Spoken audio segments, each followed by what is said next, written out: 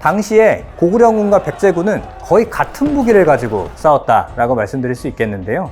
당시 5세기 때의 이런 무기 체계는 고사성어성의 모순이라는 말과 같이 모든 것을 뚫어버릴 수 있는 창과 모든 것을 막아낼 수 있는 방패의 싸움이었다라고 볼 수 있겠습니다. 무기 체계 같은 경우에는 서로가 가장 효율적이고 효과적인 무기를 사용하라 들였기 때문에 하나의 효과적인 시스템이 구축되게 되면 그 시스템에 따르게 되는 경향을 보이게 됩니다. 당시에 이 병사들이 썼던 무기는 대체로 이 먼 거리에서 적을 죽일 수 있는 활을 비롯한 투사병기, 그리고 근접해서 싸우게 되는 이 충격병기로 나눌 수가 있겠는데요. 먼저 투사병기에 대해서 살펴보도록 하겠습니다. 당시에 사용된 투사병기 중에 주력이 되는 건 당연히 활이었습니다. 그리고 기계식 활인 쇠뇌, 한편으로는 투석구, 무림매로 불리는 무기도 쓰였을 것으로 보입니다. 먼저 활 같은 경우에는 당시에는 이 나무 하나를 깎아서 만든 이 환목궁이라고 불리는 직궁도 쓰였던 것으로 보이고요. 또 가장 잘 알려져 있는 활 중 하나인 이 복합궁, 여러 가지 이 소뿔이나 아니면 심줄 같은 것을 붙여서 만든 구분활, 각궁도 많이 쓰였던 것으로 보입니다. 환목궁 같은 경우에는 백제 지역에서 실제로 출토된 사례는 거의 없는데요. 아주 신천리 고분, 그 중에서도 구호분의 을관, 금동관이 출토되어 있는 관에서 출토되기도 하였습니다. 여기에서는 거의 사람 키만한 커다란 활이 출토가 되었는데요. 이 발굴 당시가 일제강점기였기 때문에 실물 자료는 전하지 않습니다만 이 활에 대한 도면으로 봤었을 때 굉장히 장대한 활이었던 걸 알 수 있겠고, 이런 활의 끝에는 이 시위를 매달게 한 고자가 달려 있었는데요.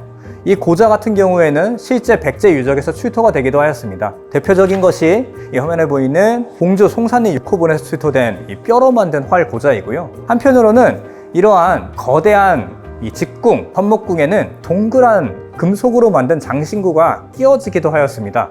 이를 두고 이 활에 장식한다고 해서 궁궁구라고 부르기도 하고, 일본에서는 이 양두궁구라고 부르기도 하는데요. 이러한 궁궁구는 영남 지역에서 주로 출토되는데 이 백제 지역에서도 일부 출토가 되고 있어서 이번 전시회도 소개를 하였고요. 한편으로는 기계식 활인 쇠뇌도 널리 사용되었는데요. 이 고구려 같은 경우에는 덕흥리 벽화고분에 말을 탄 사람이 쇠뇌를 들고 가는 모습이 그려져 있어서 주목되기도 하고요. 백제 같은 경우에는 이 계로왕의 아버지인 비유왕이 450년에 중국 송나라로부터 이 요노라고 불리는 쇠뇌를 들여왔다라고 하는 기록이 있어서 주목되고 있습니다. 이 요노의 정체에 대해서는 여러 가지 견해가 있는데요. 특히 백제 권역에서 실물로 출토된 쇠뇌가 굉장히 적었다는 데에서도 견해가 갈리는 이유가 있는 것 같습니다. 하남 가밀동 유적에서는 5세기 중엽에 해당하는 무덤에서 굉장히 자그마한 쇠뇌가 이 쇠뇌의 방아쇠틀이 출토가 되어서 주목이 되고 있는데, 이러한 경우는 중국의 이 남조에서 무덤에서도 많이 출토되는 사례가 있어서 이 죽은 사람을 위해서 묻은 명기로서의 성격으로 좀 보는 견해가 많은데요. 즉 실전에서 쓸만한 커다란 쇠뇌가 출토되고 있지 않다는 좀 문제가 있었습니다. 이번 전시에서 전시로서는 최초로 공개하는 자료인데, 경기도 광주군 선리라고 불리는 곳에서 출토된 쇠뇌의 조각입니다. 경기도 광주군 선리는 지금의 하남시 일대로 추정이 되고 있는데요. 하남시에서도 한강에 닿아 있는 부분으로 보이고, 1925년에 을충년 대홍수로 인해서 드러나게 된 것으로 보입니다. 이 쇠뇌의 시기는 명확하지는 않습니다만 형태적으로는 낭랑이나 중국 남조에서 쓰인 것과 거의 동일한 모습을 보이고 있고, 조각조각 나 있습니다만 대부분의 부분들의 형태를 추정할 수 있어서 추정 복원하여서 전시하고 있습니다. 이 정도의 크기라면 이 허리 힘으로 당기는 요인노이거나 걸장노로 보이고요. 때문에 450년에 이 비유왕이 받아왔다고 하는 좀 요노가 주목되는 기록이기도 합니다. 다음으로 이렇게 활과 쇠뇌가 있으면 이 활과 쇠뇌로 쏘아내는 발사체가 굉장히 좀 중요하다고 할 수 있는데요. 그것이 바로 화살입니다. 당시의 화살은 전쟁이 잦아지게 되면서 형태적으로 큰 변화를 겪게 되었는데요. 이 화살촉이 굉장히 길어지고 뾰족해집니다. 마치 송곳과 같은 형태로 변하는 양상을 보이게 되는데요. 이는 당시에 발전하게 되는 갑옷에 대응하기 위한 변화로 보입니다. 한편으로는 화살촉이 굉장히 넓은 형식의 것도 확인되는데요. 이러한 화살촉을 기능촉이라고 부르고, 앞서 말씀드렸던 뾰족한 촉을 주력촉이라고 주로 학계에서는 부르고 있습니다. 이 기능촉이 좀 독특한 거는 이 갑옷을 뚫어내기에는 좀 부적합한 구조였다는 데 있는데요. 화살촉이 넓은 형식의 이 모습은 이 유목민족에서도 많이 보이고 있어서 일부에서는 말을 살상하기 위한 용도이다, 또는 이 비무장한 적을 죽이기 위한 용도이다, 한편으로는 이 사용자의 권위를 드러내기 위한 용도이다 라는 여러 가지 견해가 있습니다. 마지막으로 이 투석구인데요. 이 무림묘라고 불리는 투석구는 실제로 삼국시대의 고분벽화라든지 실물로 출토된 사례는 없습니다. 그럼에도 불구하고 옛날 문헌 기록들을 보면 전쟁이 치열했다 라는 것을 표현하기 위한 관용구로 화살과 돌이 빗발쳤다라고 하는 관용구를 씁니다. 이런 것들을 봐서 분명히 투석구를 썼다는 건 확실한 것 같고요. 특히 백제권역에서도 몽촌토성 같은 경우에는 성벽 인근에 돌무지들이 많이 확인되고 있어요. 이런 것들을 보면 한강 일대에 널리 분포되어 있었던 동그란 강도를 활용해 가지고 이것들을 좀 무기로 활용했던 것이 아닌가 추정해 볼 수 있기도 합니다. 다음으로 이 근접병기로 불리는 이 충격병기들인데요. 이 충격병기는 크게 두 가지로 나뉩니다. 자루가 긴 장병기, 그리고 자루가 짧은 단병기로 나눌 수 있는데, 이 장병기의 대표 주자는 당연하게도 창입니다. 창은 오늘날의 이 소총이라고 생각하시면 될 것 같아요. 주력 무기라고 보시면 될 것 같고, 이 창 역시도 앞서 화살촉과 같이 끝이 뾰족해지고 송곳과 같은 형태로 변합니다. 이 역시 좀 더 효율적으로 갑옷을 입은 적을 살상하기 위한 변화로 볼 수도 있을 것 같고요. 한편으로는 창날이 넓은 이런 창들도 백제권역에서 확인되고 있는데, 출토되는 유적들이 대부분 큰 무덤입니다. 때문에 사용자의 권위를 드러내기 위한 혹은 지휘권을 드러내기 위한 물품이었다 라고 하는 견해도 있습니다. 이러한 창이 넓은 경우에는 아무래도 베는 기능을 수행했을 것 같고, 앞서 말씀드렸던 주력이 되는 창은 찌르는 기능을 주로 수행했던 것으로 보입니다. 이외에도 깃발창으로 사용되었던 것으로 보이는 접시 형태의 반이라고 불리는 부분이 달린 창도 큰 무덤에서 일부 확인되고 있고요. 또 삼지창도 출토되고 있습니다. 또 독특한 것이 바로 이 극이라고 불리는 가지창도 백제권역에서는 출토가 되고 있다는 사실입니다. 그런데 이 중국에서 많이 사용했던 극과 달리 백제의 극은 일체형의 모습을 보이고 있고, 적을 찍기보다는 적의 공격을 받아내거나 적을 끌어내리는 데 좀 더 적합한 형태를 갖추고 있다는 게 특징이라고도 할 수 있겠습니다. 이러한 형태는 오히려 조선시대에 쓰였던 요구창이라고 불리는 창과 유사해서 좀 주목되기도 하고요.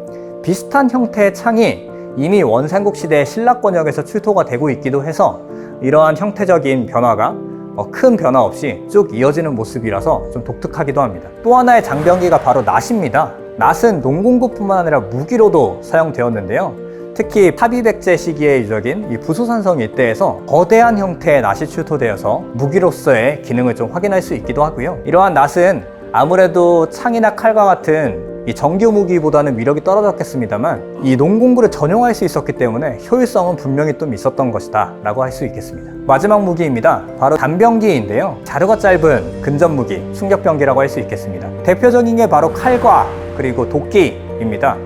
칼 같은 경우는 오늘날의 이미지와 다르게 당시에는 권총과 같은 부무장으로 썼던 것으로 보입니다. 진영을 이루고 싸우는 집단전에서는 아무래도 창에 비해서 좀 불리했던 것이 사실이었기 때문이고요. 당시에 사용했던 칼 같은 경우는 크게 한 4종류 정도로 나눠볼 수 있을 것 같습니다.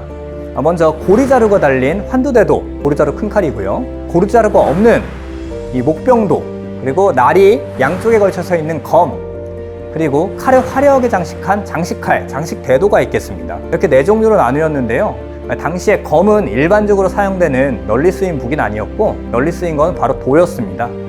이 도 같은 경우에는 아무래도 이 만들기가 조금 더 간편하고 이 강한 충격력을 곧바로 전달할 수 있는 이런 무기였기 때문에 널리 쓰였습니다. 이러한 환두대도나 그리고 목병도 같은 경우에는 실제로 이 금속 분석 결과 열 처리가 된 것들이 많이 확인되고 있어서 실전적인 이 경향이 있었던 것으로 보이는데요. 근데 이런 환두대도 중에서도 상간 문양으로 장식하거나 아니면은 용이나 봉황, 이파리 무늬로 장식한 칼들이 보이고, 이런 칼들은 실전용이라기보다는 사용자의 권위를 드러내는 물품으로 보입니다. 대체로는 백제 중앙에서 제작해서 금동관모 같은 위세품과 같이 이 지방의 거점의 수장들에게 나눠주거나 지휘권을 상징하는 물품으로 나눠준 것으로 좀 이해될 수 있겠습니다. 마지막 무기는 바로 도끼입니다. 도끼는 잘 알려진 무기이기도 한데요.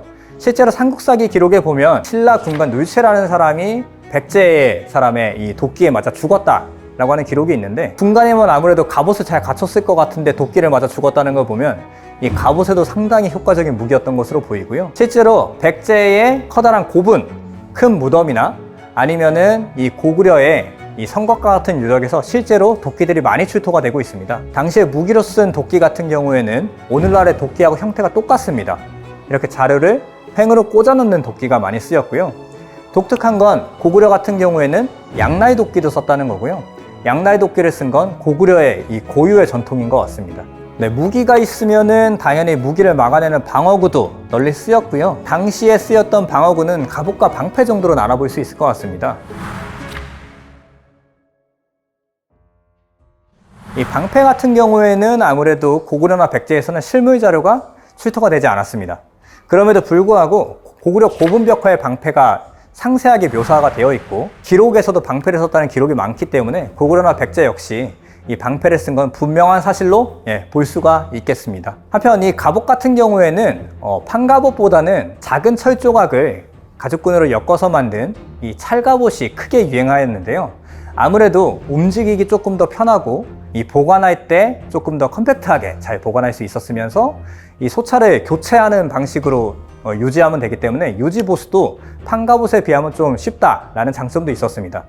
한편으로는 작은 철 조각에 중첩되는 부분들이 있었기 때문에 방어력도 판갑에 비해서 좀 높은 부분을 볼 수가 있겠고요. 실제로 이번 특별 전시를 위해서 했던 실험 결과는 이 철편이 하나 있던 곳은 이 주력촉에 의해서 뚫려버렸지만 철편이 두 겹 있는 곳은 뚫리지 않았던 것을 좀 확인할 수가 있었습니다. 한편으로는 찰갑옷의 유행은 기병 전술의 발전, 기병의 유행과도 관련이 되어 있고요. 찰갑옷 같은 경우는 이렇게 유동성이 좋기 때문에 이 말 위에서도 상당히 좀 자유롭게 움직일 수 있어서 말 위에서 사용하기 좀 더 용이했던 것 같습니다. 백제권역 같은 경우에는 이 갑옷들이 많이 출토가 되고 있지는 않습니다.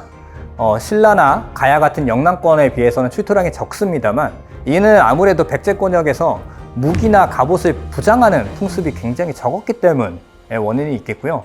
그럼에도 불구하고 일부 출토되는 유물들을 통해서 당시의 갑옷과 투구의 모습을 좀 유추해 볼 수가 있겠습니다. 당시에 유행했던 투구는 철판을 길게 잘라서 엮어 만든 이 종장판 투구라는 것이 유행하게 되었는데요.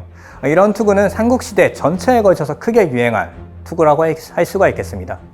백제 역시도 이 화성 사창리라든지 이 청주 신봉동 같은 유적에서 이런 투구들이 출토가 되어서 당시의 투구의 모습을 잘 알 수가 있습니다. 그래서 이것들을 복원해가지고 전시하고 있고요. 한편으로 당시에 유행했던 투구 중 하나가 바로 철 조각을 엮어서 만든 소찰주라고 불리는 투구인데요.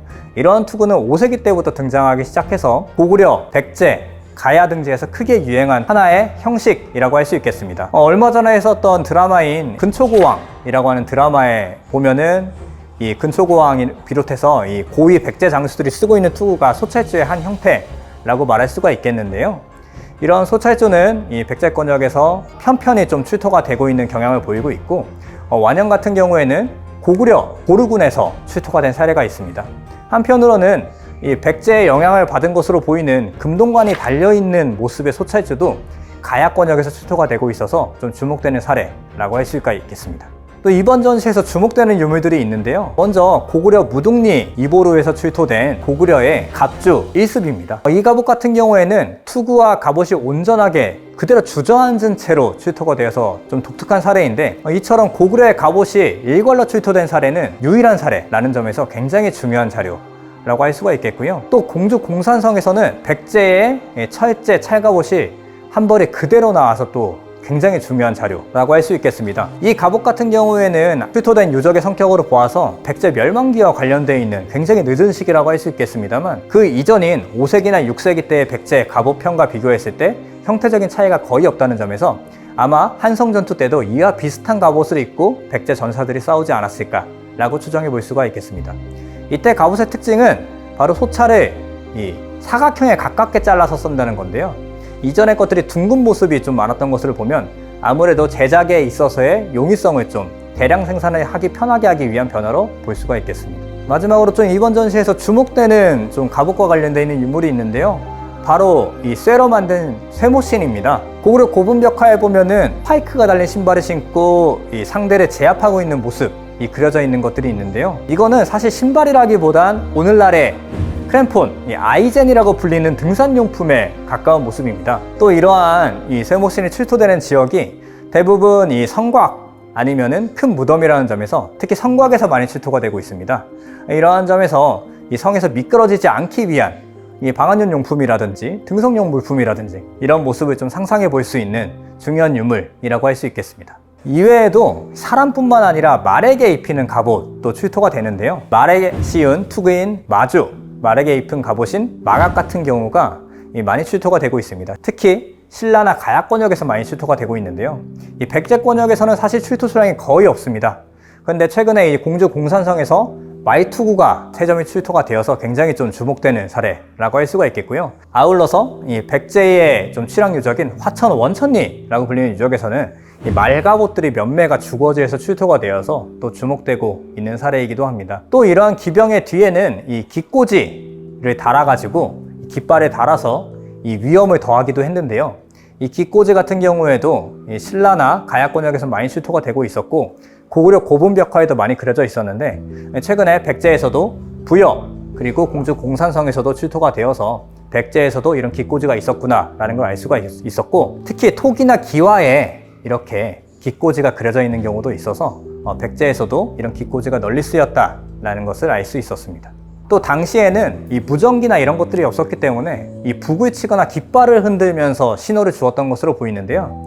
실제로 고구려에서는 이런 유물들이 고분벽화뿐만 아니라 유물로서 출토가 되고 있어서 주목됩니다. 실제로 고려 보루성에서 이렇게 철로 만든 깃대가 출토되어서 좀 주목되는 사례가 있고 이것을 재현해서 전시실에도 갖다 놓았는데요.